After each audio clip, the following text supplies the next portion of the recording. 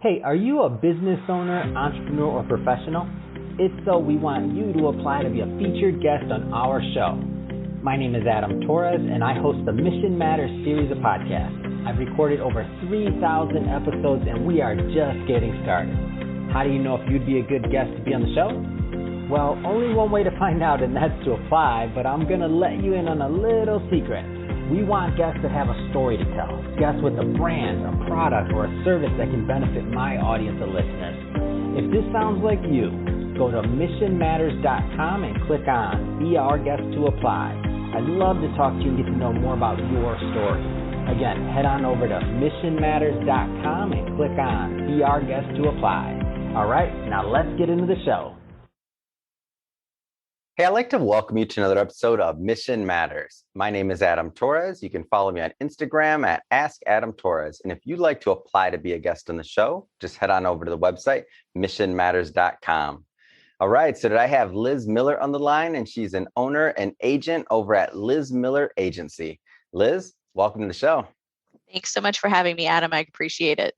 Excited to be here. Liz. So let me tell you your topic today. We'll talk about healthcare. We'll talk about what that means to small business owners and entrepreneurs. And I'll tell you, it's a hot topic on the show. A lot of business owners, entrepreneurs, executives watch this program to get information that they can use in their daily business and lives. Just to get us kicked off, so let's start with the Mission Matters question. So Liz, we at Mission Matters, we serve and amplify entrepreneurs, executives, and experts. That's our mission. Liz, what mission matters to you? You know, Adam, it's here at Liz Miller Agency, we really want to focus on transparency and getting away from a business-centric model of healthcare and provide clients with transparent, affordable options that are focused solely on their specific needs. That's awesome. And we'll go in depth. We're going to do a deep dive on Liz Miller Agency. So this is going to be great. And so let's maybe just take a couple steps back, though. So how did you get on this path, like leading to Liz Miller Agency, like into entrepreneurship, business ownership? Like, how did you get on that path? Great question. Ironically, I have nothing in my background that has to do with insurance at all. So I have a master's of science in equine industry and business. So I took all the same courses as an MBA does, only you dump the equine side onto horses. And then my master's degree is in equine nutrition. So one of my superpowers, I believe, that God gave me is definitely the research aspect of it. I was offered a position to train horses in Italy after I finished my master's and went to do that before I went into what was going to be my PhD program. So when I came back, I started working at my dad's agency. He had an insurance agency, a large name, one of the big three, I won't say, just in case there's any, copywriting, things like that, and started answering the phones with his agency. And, 18 years later, here I am. God had different plans than what I had, but his plans are always better than mine, even if I don't like them or agree with them at the time I'm going through with them. So that's really how I got started in insurance. I love the business aspect of it, the entrepreneurial part. I kind of have always been a self-starter, a leader. Even when I don't want to lead, I usually end up in those positions. And I think that that's one of the things that I kind of naturally grew into it. Coaching and training is something that I did, through my bachelor's and master's degree. And that has also helped me with clients in teaching them and helping them navigate all of these different, aspects of insurance, whether it's health insurance, business insurance, et cetera. So that's really how I got my start in insurance. Yeah, those natural leaders, the ones that I feel like are always voluntold. You're like, no, I'm not looking for another position. Okay, fine. Voluntold. I love that. That's how it works, right? I know that's how it works. It's funny because if we were in the same room or in an organization, I'd be voluntelling you too. I'd be like, Liz might do it. Let's ask her. I already know. True. Oh, so true. So first off, a second generation in the insurance business, that's amazing. And so what I like about this is that you've been doing it a long time, number one. So you started off in the industry and you're in a very traditional business. And what I mean by that is, let's say, versus some startup that's doing some new technology. Like what I love about insurance, and I was a financial advisor in that business for almost 14 years. So I don't feel like a lot of these professions get enough media, get enough attention around like the entrepreneurial or the business side of things in terms of an opportunity, like for the next generation of people that are coming along and that are looking for new ways to connect and to provide value. What kind of advice would you give? So to those newbies or those people maybe just graduating college that are thinking about like different entrepreneurial ventures or careers, like what kind of things would you tell them about specifically like entering the insurance industry? Great question. And I think it's interesting because no one that I've ever met that's in the financial sector or insurance sector is like, hey, I want to be an insurance agent when I grow up. Like that's not something at career day. But it's such a great position and it's such a great lifestyle. And you get to help so many people. So that's the problem right there, is that nobody says that. And I think it's the branding, but that's my opinion. But that being said, please, the question. Yeah, no, I think you're 100%. It's definitely the branding. So I'll tell you a quick story because we recently went on vacation after COVID and all of that nonsense happened. And we decided, I was like, we need a vacation. We're going on vacation. We're going to Florida. And I did a career day at my daughter's school and I brought my backpack with my laptop in it. And she was in 6th grade at the time. So got a bunch of 6th graders and talking to them about insurance and what I do. And I was like, you guys have ever seen Harry Potter and Hermione's like bag, and she like can pull out, giant tent and it like never ends. I was like, that's my backpack is enchanted. It's my office is actually in my backpack. And of course, their little faces just lit up. They were like, oh my gosh, really?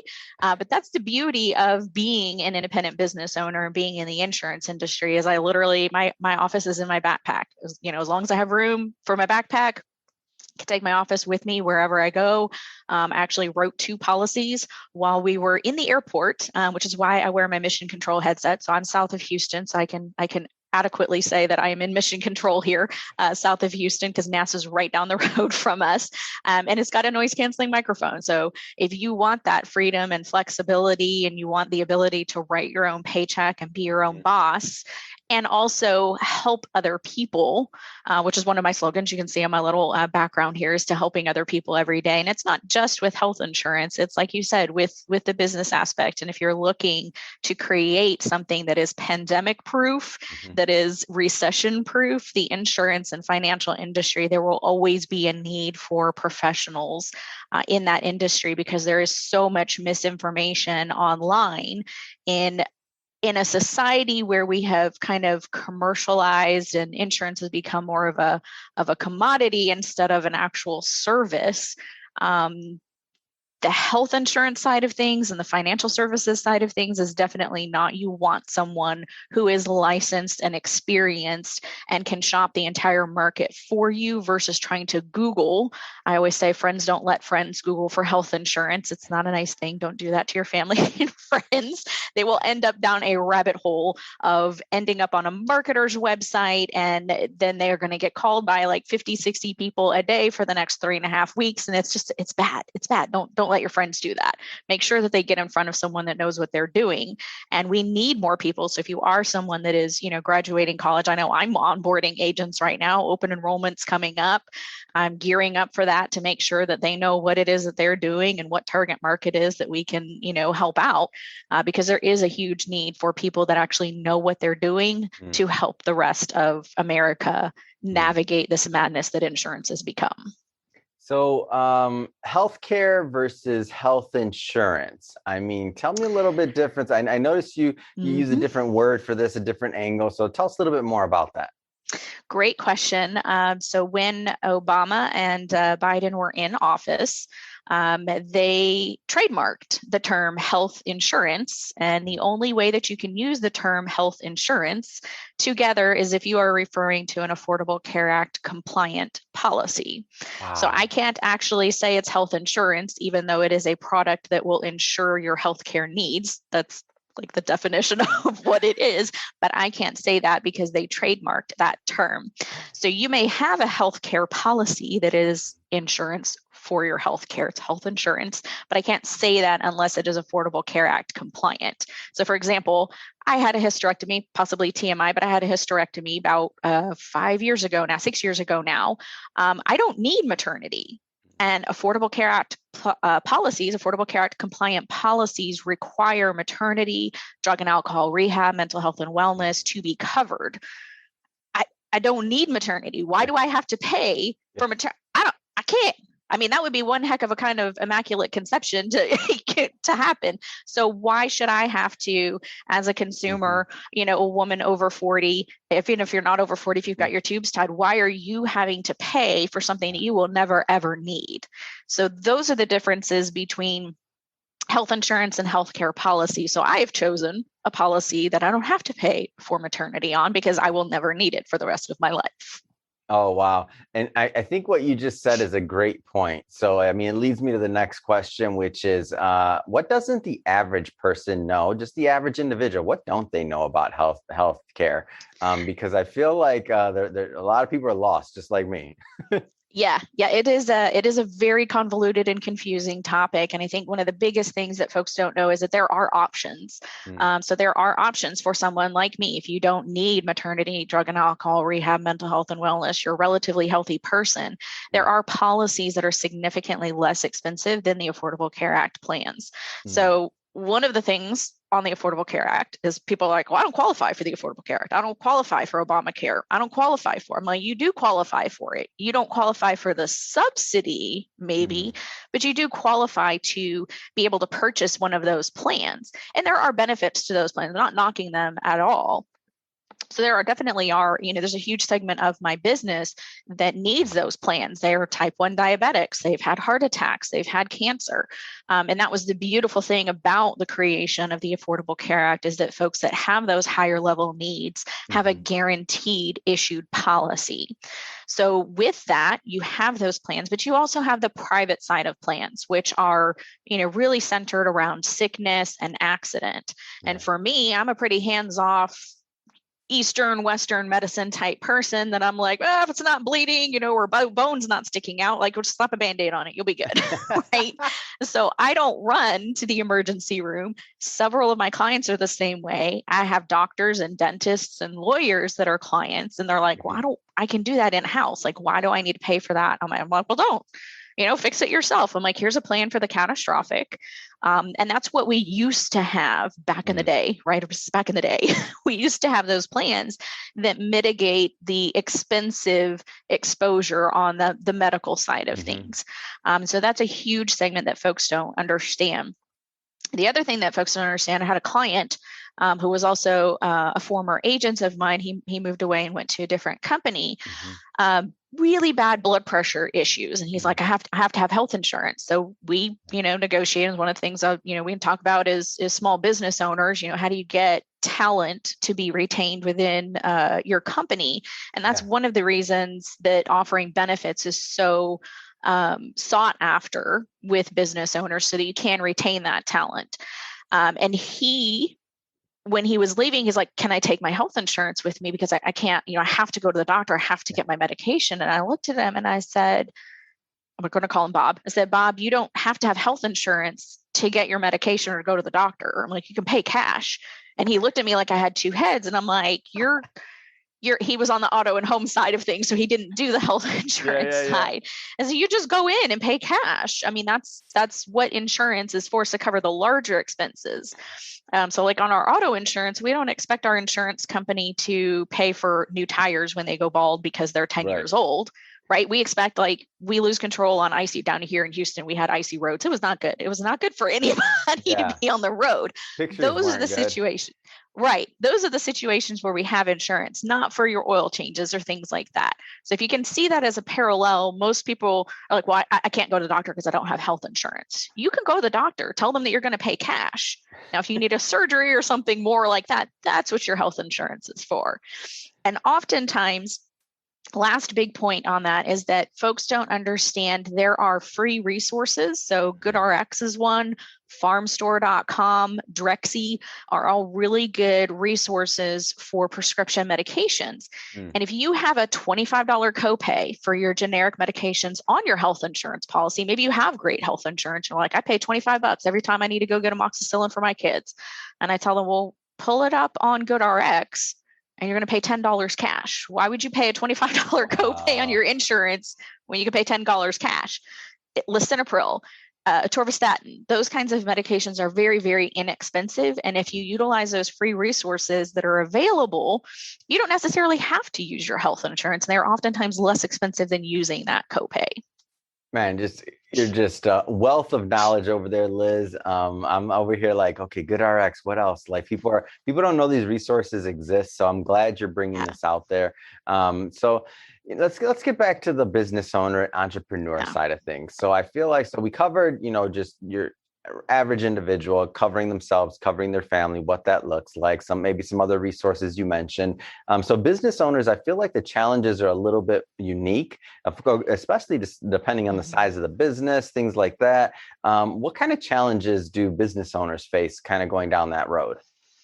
Yes, and that's definitely a loaded question. And one of the markets that I feel like is extremely underserviced is that small business segment, from 2 to 50 employees, and really kind of that middle of the road. Once you get up to 10 employees, your employees are like, hey, are we going to get benefits? And you lose out on a lot of talent. And I know this as a small business owner looking for talent to bring into my agency, people want to have benefits. Yeah. And when you don't have a package that you can offer to them, you may be losing that talent. And if your neighbor down the road, that's, Edward Jones or whoever, can bring on another financial planner and offer them benefits, you're going to lose that talent. So one of the things that I love to do is sit down with those small business owners and ask them, what's the most important thing to your employees? I'll go into an office and talk about, what's important. And most of them, most of the time, just want to make sure that they can take their kid if, they get injured at soccer practice, they can take them to the ER and they're not going to have a huge bill. Well, it's a very simple product to put together, just an accident policy. And then you have the other ones that are, engineers, and they have engineers in different parts of the United States. So if you're in different states, then you run into the whole statutory thing, because insurance is statutory. The networks are statutory. So if you have 4 or 5 employees, one of my locally based clients here has employees that are out in Colorado, out in South Carolina, and down in Florida, and here in Texas. And they're like, we can't find one network on a traditional plan that they have, their providers are in network. And I said, well, what if we take the network out of it? We'll just do a referral-based pricing plan. What the heck is that? Well, I'll tell you about it. So those referral-based pricing plans take the network completely out of it. And so those small business owners get about a 10 to 15% savings on the premium side. And we take the network out because we're taking the middleman out of it. So they can go to any doctor, any hospital that they want to go to without running into the in-network, out-of-network nonsense that a lot of the traditional small business plans have. Wow. And mind blown on that one, first off. And I feel like there's people watching this right now that are like, wait a minute, I have an employee, especially, after COVID, all that other stuff. It's like basically like, oh, we have people like spread out everywhere now. So like the traditional way that business has been done for a lot of people is not going to be the same. So let's talk about like I want to go further into that that small business owner that you just mentioned that might have 10 employees. So they started out small, they started themselves, they grew the revenue, they hired another person. One day they wake up and they're like, where'd all these people come from? I have 10 employees, 15 employees, and they're starting to think about, okay, I know we need to get healthcare. I know we need to do this. They're juggling a million other things. I mean, tell me about kind of like the user experience for that very specific type of avatar, if you will, because it happens. It's like they've never had it. How much time is this going to take me to set up? Like how expensive? And you don't have to get into pricing because I know that's different based on the plan and all that stuff. But the time component is a thing. Even when you have the money, you're thinking about like, oh, this is going to be difficult. Like, and you want to make the right choices. I mean, take me through like what that looks like for that type of small business owner to get set up with a plan. So I love that part of it. Again, one of my superpowers is research. So what I do is I go in and I make sure that you are prepared as the business owner, that I send you an email that you're going to send out to your employees. I send you one form that you have to fill out, which typically you probably already have filled out, because payroll, you usually have what's called a census or an employee document of some kind that has all of your employees and their dates of birth in it. Once you send that over to me, I do all of the rest of work for you. So really about 15 to 20 minutes is kind of the upfront commitment from an employer that I ask for. And then another 15 to 20 minutes after I do all of the research, I put the packages together for you. Say, hey, this is what we can present to your staff. And then from there, like the one employee that I've got here that's local and he has folks all over the place. He's an engineer. So very analytical, which I love because I think a lot like an engineer does. And he's like, what about the stopgaps? You always have to have that backup plan with engineers. And we got onto a Zoom call. We just did a conference Zoom call. And we had all of the employees on and they were able to ask their questions. I answered it. And sure, he was there and that time commitment was there for him, but he's not the one that has to try and convey all of this information. So I have 2 licenses. I'm licensed in 32 states. So my resident state licenses are here, but those 32 states, that's my responsibility. It's not your responsibility as a business owner to try and sort it all out. You and I sit down as a business owner and say, what is your budget? Who's going to need health insurance? And then these are the email templates that you're going to send out to people. And I handle all of the rest of it. So there's a lot that goes on in the background for me, but for you as the employer, I set you up to look like the hero because you are. I mean, you're allowing other people to put food on the table with a job that you're providing them, right? And I want to be able to prop you up so that you get to keep and retain that talent, right? Without having to expend a lot of time, energy, and mental capacity in doing so. That's awesome. So for that small business owner that's out there kind of hesitating, they're kind of scared, like, oh, this is going to be too much work. Liz takes care of the work for you. So that's awesome. Let's talk about that other segment of employers. So maybe they already have a plan. They could be smaller. They could even be larger. I mean, they have 50 employees and they're thinking, they had this healthcare plan for quite some time. And they're thinking, should I be shopping? Should I be doing something else? Am I getting the right value for my money? Because it's not always what's cheapest, just to be clear. It's what you're getting the most value for. Maybe a more expensive plan makes more sense, just depending on what you're trying to offer. You just want to make sure that what you're getting is worth your money, that you're getting real value there. So what about the people that are watching this that are thinking about like if they should be shopping their plan or comparing? Like, what does that process look like? Kind of the same. The review process, I do the reviews at no cost to you. And that referral-based pricing plan that I referenced earlier is one of the plans that I replace a lot of small business owner plans with because you're taking, again, the middleman out of it. And it's not a fit for everyone. I don't want to, say that it is. But when we're looking at the 50 to 200 to 500 employee range, those plans a lot of times will make a lot more sense because you're not dealing with in-network, out-of-network, balanced billing. If you go to an out-of-network provider, you're going to get what's called balanced bill, which has to do with contractual rates. And if the provider charges more than the contractual rate, then that's going to get passed on to you. And a lot of employers have a couple of employers like, well, I just paid the bill for her. I'm like, you paid a $20,000 bill. I'm like, I want to come work for you and pay the $20,000 bill. Me too. So, right, like you said, sometimes a more expensive plan is a little bit better. If we pay a little bit more up on the front end, well, then you're not going to have this balanced bill on the back end. And so that's one of the things that I do is you should already have a census. And that's really all I need is that census and who's going to continue to enroll in order to be able to review the existing plans. And I've replaced about 15 plans currently in the past 10 months with one of these referral-based pricing plans. Another one, we just shifted from an EPO network to a PPO network because they were running into this provider networking issues. So somebody need to go to MD Anderson. Well, you can't go to MD Anderson on an EPO or an HMO. It has to be a PPO. So if you have those different needs, that's what I come in and look at. I'm like, okay, tell me the 3 things that are a current challenge. Give me the census. I run with it. We set an appointment. And then, 15, 20 minutes later, you have some viable options to be able to present to your employees. Amazing.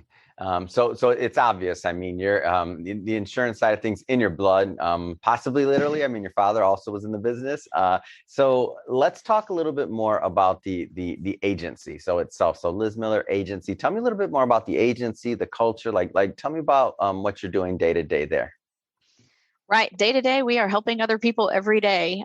We have 2 agents that are currently in the physical office, and then I've got 1 agent that's been with me for a while, who works remotely. And so again, wherever your backpack goes, that's where we are.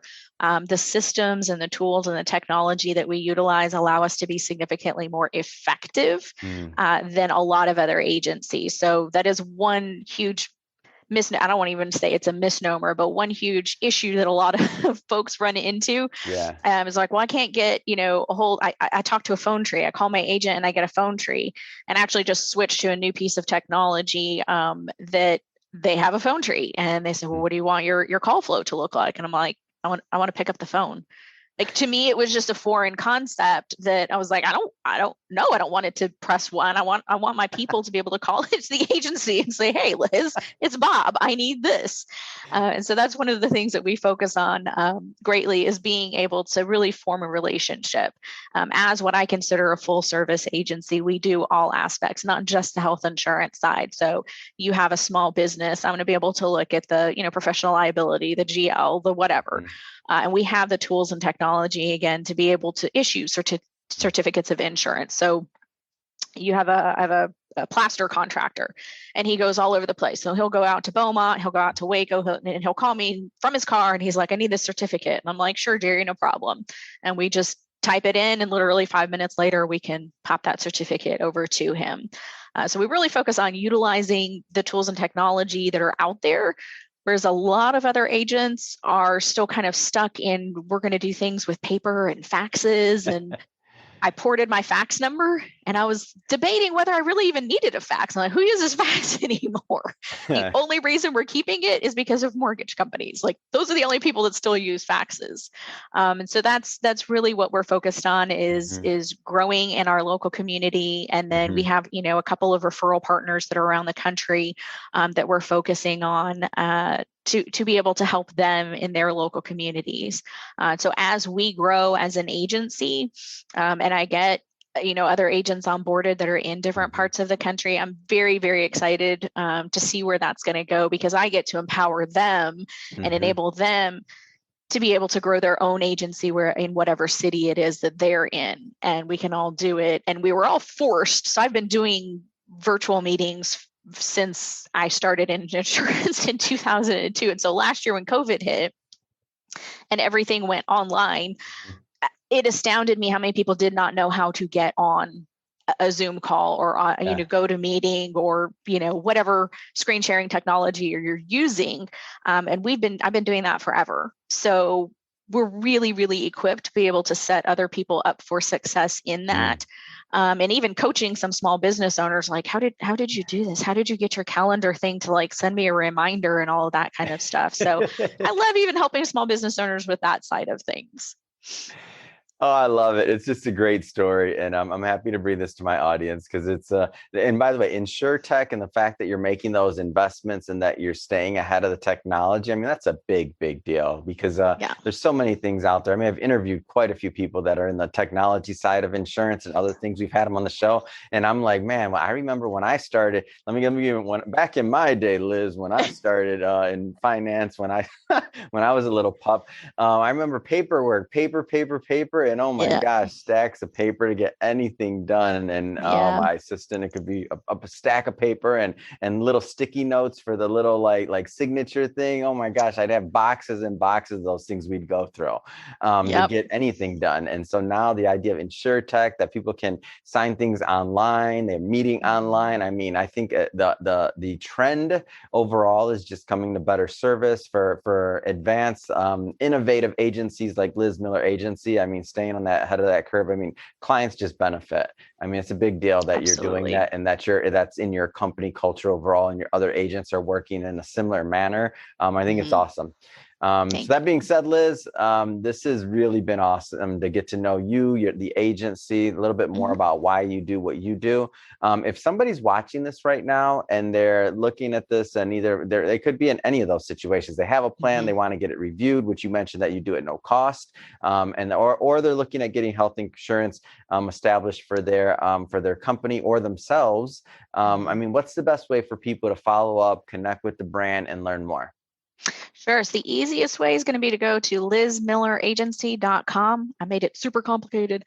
lizmilleragency.com, exactly how it's spelled, all smushed together. There's actually a free resources tab that you can take advantage of on there, that you can download some of those myths. It's a myths and facts sheet that I have on there, some of the free healthcare resources that I mentioned, like the prescriptions.